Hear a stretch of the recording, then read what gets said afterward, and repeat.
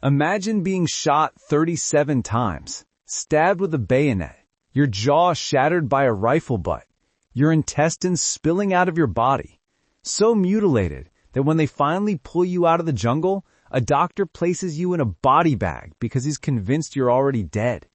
And then, as they're about to zip that bag shut, you summon every ounce of strength left in your broken body and spit in the doctor's face to prove you're still alive. This isn't a scene from a movie. This is what actually happened to Master Sergeant Roy Benavidez on May 2nd, 1968, during 6 hours of absolute hell in the jungles of Vietnam. A man who was told by doctors he would never walk again. A man who pulled himself out of a hospital bed every single night in secret, teaching his paralyzed legs to move again through sheer force of will. A man who then went back to Vietnam and single-handedly saved 8 lives while enduring injuries that should have killed him 10 times over. By the end of this video, you'll discover why it took 13 years for Roy to receive the Medal of Honor, why President Ronald Reagan called his story almost beyond belief, and how a Mexican-American orphan from Texas became one of the most decorated heroes in U.S. military history. Stay with me, because Roy Benavidez' story will redefine what you think is humanly possible. Part 1. Born into poverty, childhood in Texas. The story of Roy Benavidez doesn't begin in the jungles of Vietnam. It begins in crushing poverty in a small Texas town called Lindenau, near Cuero, on August 5, 1935. Roy's birth name was Raul Perez Benavidez. His father, Salvador Benavidez Jr., was a sharecropper, a farmer who worked someone else's land in exchange for a tiny portion of the crops. The Benavidez family was of Mexican descent, proud descendants of settlers who had supported Texas in its war for independence from Mexico. But that proud heritage didn't put food on the table. Roy's mother, Teresa Perez, was a Yaqui Indian from Mexico. In those days, many Mexican families looked down on Native Americans, considering them inferior. Salvador's family had opposed the marriage, but Salvador loved Teresa, and together they tried to build a life in the harsh, unforgiving landscape of South Texas. Life was brutally hard. The family lived in a tiny shack with dirt floors. There was no electricity, no running water, no indoor plumbing. Food was scarce. Work was backbreaking and paid almost nothing. And to make matters worse, Texas in the 1930s was viciously racist toward Mexican Americans and Native Americans. Then tragedy struck. When Roy was only 2 years old, his father contracted tuberculosis. In 1937, Salvador Benavidez died, leaving Teresa alone with 2 small boys, Roy and Roger. Teresa was devastated, but she had no choice. She had to survive. She moved with her sons to the nearby town of Cuero and found work as a housemaid, cleaning houses for white families. The pay was miserable. She worked from dawn till dark, scrubbing floors, washing clothes, cooking meals for other people while her own children went hungry. Roy barely remembers his father, but he remembers his mother. He remembers how hard she worked, how exhausted she was every night, how she would come home with her hands raw and bleeding from lye soap and hot water, how she would collapse into bed without even eating because she was too tired. And then there was the coughing. The terrible, wet coughing that got worse every month. Teresa had contracted tuberculosis, the same disease that had killed her husband. In 1942, when Roy was just 7 years old, his mother died. Roy and Roger were orphans. Part 2. Raised by family, forged by racism. After their mother died, Roy and Roger were sent to live with relatives in El Campo, Texas. Their grandfather took them in, along with their uncle Nicholas Benavidez and their aunt Alexandria. The household also included 8 cousins. It was crowded, chaotic, and loud, but at least Roy and Roger had a home. Uncle Nicholas was a stern but fair man. He worked hard and expected the same from everyone in the house. Roy was put to work immediately. He shined shoes at the local bus station for nickels and dimes. He picked cotton in the fields under the scorching Texas sun. He labored on farms in Texas, New Mexico, and Colorado, doing whatever work was available. He worked in a tire shop in El Campo, his hands stained black with grease and rubber. School was difficult for Roy. He spoke mostly Spanish at home and his English was poor. The teachers at his segregated school had low expectations for Mexican American students. Many of them didn't even bother to try and teach. Roy struggled to keep up. He felt ashamed of his broken English, ashamed of his worn-out clothes, ashamed of being poor. And then there was the racism. In 1940s Texas, Mexican Americans were second-class citizens. Roy couldn't eat at the front of restaurants. He had to go to the back door. He couldn't sit in the front rows of movie theaters. He was forced to sit in the balcony with other minorities. He couldn't swim in public pools when white people were swimming. Signs that read, "No Mexicans allowed" or "Whites only" were everywhere. Kids at school taunted Roy with racial slurs. They called him a dirty Mexican, a beaner, a wetback. They mocked his broken English and his ragged clothes. Some of them physically attacked him. Roy learned to fight back. He used his fists. He got into brawls almost weekly, bloodying noses and blackening eyes. He became known as a kid you didn't mess with. But inside, Roy was angry. Angry at the poverty, angry at the racism, angry at a world that treated him like he was worthless. By the time he was a teenager, Roy had dropped out of school. He was functionally illiterate, barely able to read or write. He worked dead-end jobs, drank too much, got into bar fights, and seemed headed for a life of poverty and violence. Then in 1952, when Roy was 17 years old, he made a decision that would change his life. He joined the Texas Army National Guard. The military in the 1950s wasn't perfect, but it was better than civilian life for Mexican Americans like Roy. In the Army, there was structure, there were rules that applied to everyone, and there was opportunity. If you worked hard, if you proved yourself, you could advance. Your race mattered less than your ability.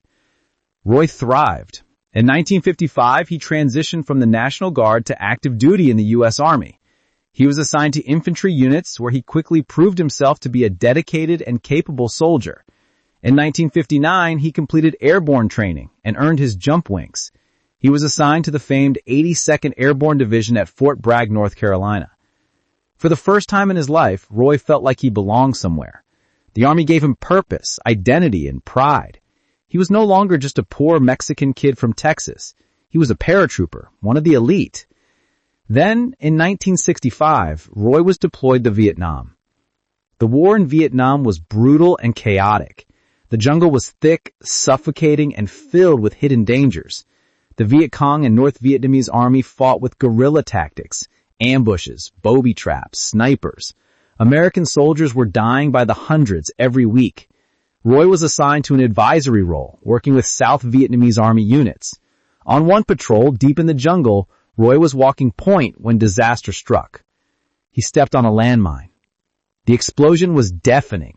Roy felt a massive impact, like being hit by a truck. He was thrown through the air and landed hard on the ground.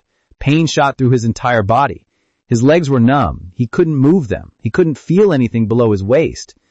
Medics rushed to him, stabilized him, and evacuated him to a field hospital. From there, he was airlifted to Clark Air Force Base in the Philippines. Roy woke up days later in a hospital bed, disoriented and terrified. A doctor came to his bedside with devastating news. The landmine had severely damaged his spine. He was paralyzed from the waist down. The doctor told him bluntly, "You'll never walk again. You'll be medically discharged from the Army." Roy's world collapsed. The Army was his life. It was the only thing that had ever given him purpose, and now it was being taken away. But Roy Benavidez refused to accept it. Part 4. The Impossible Recovery. Roy was transferred to Brooke Army Medical Center at Fort Sam Houston in San Antonio, Texas. He was placed in a ward with other severely wounded soldiers, many of them amputees. The doctors told Roy to accept his fate. He would spend the rest of his life in a wheelchair. There was nothing more they could do. But every night, after the doctors and nurses left, Roy began a secret routine. He would wait until the ward was quiet. Then, gritting his teeth against the pain, he would grab the side of his bed and pull himself into a sitting position. His legs dangled uselessly. He couldn't feel them, but he refused to give up. Roy would lower himself to the floor, then crawl on his belly to the wall. The other soldiers in the ward watched him, some of them encouraging him, some of them thinking he was crazy. Roy would press his back against a wall and try to stand. At first, he couldn't. His legs were dead weight, but he kept trying. Night after night, Roy repeated this routine. His arms shook with effort. Sweat poured down his face. Sometimes he cried from the pain and frustration. But he didn't quit. Slowly, impossibly, feeling began to return to his legs. First, just tingles, then burning sensations, then actual movement. Roy progressed from sitting to standing, from standing to shuffling along the wall, from shuffling to taking steps. The doctors couldn't believe it. They had never seen anything like it. They ran tests. The damage to Roy's spine was still there, but somehow, through sheer willpower and determination, Roy had taught his body to compensate. After months of secret nighttime training, Roy could walk again. Not perfectly. He limped. He was slower than before, but he could walk. And more importantly, he convinced the army doctors to clear him for duty. By the end of 6 months, Roy could run 10 miles with a full rucksack. In 1967, Roy completed Special Forces selection and became a Green Beret. He trained as a weapons expert, mastering rifles, machine guns, explosives, and tactics. And in 1968, he requested assignment to Detachment B-56, 5th Special Forces Group under the control of the Military Assistance Command, Vietnam, Studies and Observation Group. Roy Benavides was going back to Vietnam. Part 5, Mate 2, 1968. The day that changed everything. On the morning of May 2, 1968, Roy Benavides attended Catholic Mass at the Forward Operating Base in Loc Ninh, South Vietnam. It was a quiet morning. The sun was rising over the jungle canopy. Birds were singing. For a brief moment, the war seemed far away. Then Roy heard panicked voices on the radio. A 12-man Special Forces reconnaissance team had been inserted by helicopter into dense jungle west of Loc Ninh, near the Cambodian border. The team consisted of 3 American Special Forces soldiers and 9 Vietnamese montagnards, indigenous tribesmen who fought alongside the Americans. Their mission was to gather intelligence on North Vietnamese Army activity. But within minutes of landing, the team had walked into a hornet's nest. They were surrounded by a large North Vietnamese force, estimated at over 1,000 soldiers. The enemy opened fire with machine guns, rifles, and mortars. The Americans radioed for emergency extraction. 3 helicopters attempted to reach the team, but the enemy fire was so intense that they couldn't land. Bullets tore through the helicopter fuselages. One pilot was wounded. The helicopters were forced to retreat. Roy listened to the desperate radio calls. One of the voices he recognized, Sergeant First Class Leroy Wright, a close friend. Roy and Wright had served together in the 82nd Airborne Division. They had gone through Special Forces training together, and now Wright was trapped, surrounded, dying in the jungle. Without hesitation, Roy ran to the helicopter pad. One of the helicopters was being refueled and rearmed for another extraction attempt. Roy grabbed a medical bag and climbed aboard. The pilot looked at Roy in disbelief. "You can't come. We don't even know if we can land." Roy's response was simple. "Those are my men. I'm going." The helicopter lifted off and raced toward the battle. As they approached, Roy could see the carnage below. The jungle was torn apart by gunfire. Smoke and flames rose from multiple impact points. The noise was deafening even inside the helicopter. The pilot tried to land, but enemy fire was too heavy. Bullets pinged off the helicopter's metal skin. The pilot shouted, "I can't get down! We have to pull back!" Roy didn't wait. He grabbed his medical bag, opened the helicopter door, and jumped. The helicopter was still hovering about 10 feet off the ground. Roy hit the jungle floor hard, rolled, and came up running. He was 75 meters away from the trapped team, and between him and them were hundreds of North Vietnamese soldiers. Part 6. 6 hours in hell. The moment Roy hit the ground, a bullet struck him in the right leg. He stumbled but kept running. Another bullet grazed his face. Blood poured down his cheek. A third bullet hit him in the head, creasing his skull. Roy kept running. He reached the reconnaissance team and found a nightmare. 4 Americans were dead. The rest were wounded, some critically. Leroy Wright had been shot multiple times. The Vietnamese Montagnard were scattered, trying to return fire but pinned down by overwhelming enemy forces. Roy immediately took charge. He organized the survivors into a defensive perimeter, positioned them to provide covering fire, and called in airstrikes. He moved from man to man, treating wounds, administering morphine, stopping bleeding. But the North Vietnamese weren't letting up. They launched assault after assault, trying to overrun the position. Roy fought back with his rifle, throwing grenades, killing enemy soldiers at close range. Then another helicopter arrived to attempt extraction. Roy ran into the open, waving his arms, directing the pilot to a small clearing. Enemy fire intensified. Bullets kicked up dirt all around him. Roy was hit again, this time in the thigh. He fell but got back up. The helicopter landed. Roy began dragging wounded men toward it, one by one. He was hit again and again. His body was being torn apart, but he didn't stop. He loaded the wounded onto the helicopter, then ran back for more. As he was dragging Leroy Wright's body toward the helicopter, a bullet hit Roy in the back. He collapsed, unconscious. When he came to, the helicopter had crashed. The pilot had been shot and lost control. Roy was now wounded multiple times, surrounded by hundreds of enemy soldiers, with a crashed helicopter and dying men depending on him. And he kept fighting. For 6 hours, Roy Benavidez held that position. He called in airstrikes, directing jets and gunships to strafe the enemy positions. He threw grenades, he fired his rifle until it ran out of ammunition, then picked up rifles from the dead and kept firing.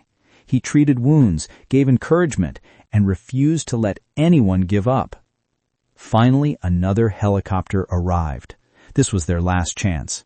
Roy knew that if this helicopter was shot down, they were all dead. He staggered to his feet, bleeding from dozens of wounds, and began loading the wounded once again. He pulled men out of the jungle, dragged them across open ground under fire, and heaved them into the helicopter. Then Roy remembered classified documents. The reconnaissance team had been carrying classified materials. If the North Vietnamese captured them, it could compromise American operations across the region. Despite his wounds, despite being barely able to stand, Roy ran back into the jungle one more time. He gathered up the classified documents, stuffed them into his shirt, and ran back to the helicopter. As he approached the helicopter, a North Vietnamese soldier appeared out of the brush and stabbed Roy with a bayonet. The blade went deep into his stomach. Roy grabbed his intestines with his hand, holding them in, and kept moving. Another enemy soldier charged him. He killed him with his knife. Another came. He shot him. He reached the helicopter, threw the documents inside, and collapsed. The helicopter lifted off. They had made it. But Roy's nightmare wasn't over. Part 7. The Body Bag. When the helicopter landed back at the base, medics rushed to unload the wounded. They pulled Roy out last. He was covered in blood. His face was unrecognizable. His body was riddled with wounds. A doctor examined him quickly and shook his head. "This one's gone. Put him in a body bag." Medics laid Roy on the ground and began unzipping a black body bag. They were about to place him inside when Roy, using every ounce of strength left in his body, spit blood into the doctor's face. The doctor jumped back, shocked. "He's alive! Get him to surgery now!" Roy was rushed into emergency surgery. The doctors counted his wounds.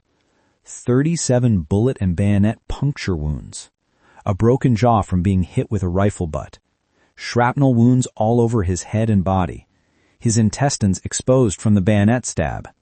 The surgeons worked for hours, removing bullets, repairing organs, stitching him back together. They gave Roy blood transfusions, pumped him full of antibiotics, and prayed he would survive the night. Miraculously, he did. Roy spent months in the hospital, undergoing multiple surgeries. His body was a ruin. He could barely move, but slowly, painfully, he began to heal. His commanding officer, who had witnessed Roy's actions that day, immediately recommended him for the Medal of Honor, the highest military decoration in the United States. But there was a problem. The mission had taken place in Cambodia, where American troops weren't officially supposed to be fighting. The operation was classified, and many of the witnesses were dead. Instead, Roy was awarded the Distinguished Service Cross, the second highest military decoration, in September 1968. General William Westmoreland personally presented the medal to Roy while he was still recovering at Brooke Army Medical Center. But the story of what Roy had done that day was incomplete. The full details were classified, and for years, Roy's true heroism remained hidden.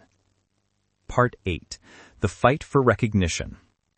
After recovering from his wounds, Roy continued serving in the Army. He was assigned to Fort Riley, Kansas, and later Fort Sam Houston. In 1976, he retired from the military at the rank of Master Sergeant, having served his country for over 20 years. But retirement was difficult. Roy's body was broken. He had chronic pain from his wounds. Shrapnel remained embedded near his heart. He had difficulty breathing. He struggled with what we now call PTSD. And to make matters worse, the Social Security Administration questioned whether he was truly disabled, threatening to cut off his disability benefits. Roy was furious. He had given everything for his country. He had been wounded 37 times, and now bureaucrats were questioning whether he deserved help. But Roy didn't give up. He fought the Social Security Administration, eventually testifying before Congress in 1983. His testimony was powerful and emotional. He shamed lawmakers into protecting disability benefits for Vietnam veterans. He won that fight. Meanwhile, efforts continued to upgrade Roy's Distinguished Service Cross to the Medal of Honor. The problem was finding a living eyewitness who could corroborate Roy's actions. Most of the men he had saved that day were dead or couldn't be located. Then, in 1980, a miracle happened. Brian O'Connor, the radio operator from Roy's Special Forces team, had been severely wounded during the May 2nd mission. Roy had believed O'Connor was dead, but O'Connor had survived and been evacuated back to the United States before he could be debriefed. After leaving the military, O'Connor moved to the Fiji Islands. One day, while on vacation in Australia, O'Connor read a newspaper article about Roy. The article mentioned that Roy had been recommended for the Medal of Honor, but couldn't receive it due to lack of eyewitness testimony. O'Connor immediately contacted Roy and submitted a detailed 10-page report describing everything Roy had done that day. It was exactly the evidence needed. On February 24, 1981, Master Sergeant Roy Benavides stood in the Pentagon courtyard. President Ronald Reagan placed the Medal of Honor around his neck. Reagan said, "The story of Roy Benavides is almost beyond belief. If it were a movie script, people would say it was too far-fetched."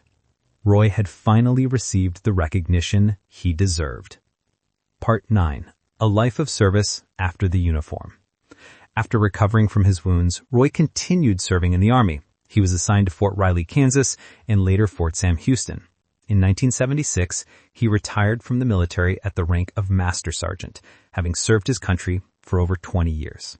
But retirement was difficult. Roy's body was broken. He had chronic pain from his wounds. Shrapnel remained embedded near his heart. He had difficulty breathing. He struggled with what we now call PTSD. And to make matters worse, the Social Security Administration questioned whether he was truly disabled, threatening to cut off his disability benefits. Roy was furious. He had given everything for his country. He had been wounded 37 times, and now bureaucrats were questioning whether he deserved help. But Roy didn't give up. He fought the Social Security Administration, eventually testifying before Congress in 1983. His testimony was powerful and emotional. He shamed lawmakers into protecting disability benefits for Vietnam veterans. He won that fight. Meanwhile, efforts continued to upgrade Roy's Distinguished Service Cross to the Medal of Honor. The problem was finding a living eyewitness who could corroborate Roy's actions. Most of the men he had saved that day were dead or couldn't be located. Then, in 1980, a miracle happened. Brian O'Connor, the radio operator from Roy's Special Forces team, had been severely wounded during the May 2nd mission. Roy had believed O'Connor was dead, but O'Connor had survived and been evacuated back to the United States before he could be debriefed. After leaving the military, O'Connor moved to the Fiji Islands. One day, while on vacation in Australia, O'Connor read a newspaper article about Roy. The article mentioned that Roy had been recommended for the Medal of Honor, but couldn't receive it due to lack of eyewitness testimony. O'Connor immediately contacted Roy and submitted a detailed 10-page report describing everything Roy had done that day. It was exactly the evidence needed. On February 24th, 1981, Master Sergeant Roy Benavides stood in the Pentagon courtyard. President Ronald Reagan placed the Medal of Honor around his neck. Reagan said, "The story of Roy Benavides is almost beyond belief. If it were a movie script, people would say it was too far-fetched." Roy had finally received the recognition he deserved. Part 9. A Life of Service After the Uniform. After receiving the Medal of Honor, Roy could have rested. He had earned it, but that's not who he was. Roy dedicated the rest of his life to serving others. He became a motivational speaker, traveling across the country to talk to young people, especially underprivileged kids and minorities. He spoke at schools, military bases, and community centers. His message was simple: don't let anyone tell you what you can't do. Work hard, never give up, and serve something bigger than yourself. He was especially passionate about steering young people away from gangs and toward military service. He believed that the military had saved his life by giving him purpose and discipline. He wanted other kids from poor backgrounds to have the same opportunity. He also fought for veterans' rights. In 1983, he successfully convinced Congress to veto reductions in Social Security benefits for disabled veterans. Roy testified emotionally, shaming politicians who were willing to balance budgets on the backs of wounded warriors. He won that fight. Despite his advocacy work, Roy struggled with health problems for the rest of his life. The wounds from Vietnam never fully healed. He developed diabetes, which eventually cost him one of his legs. Shrapnel remained lodged in his body, too dangerous to remove. He had respiratory problems and chronic pain. But Roy never complained.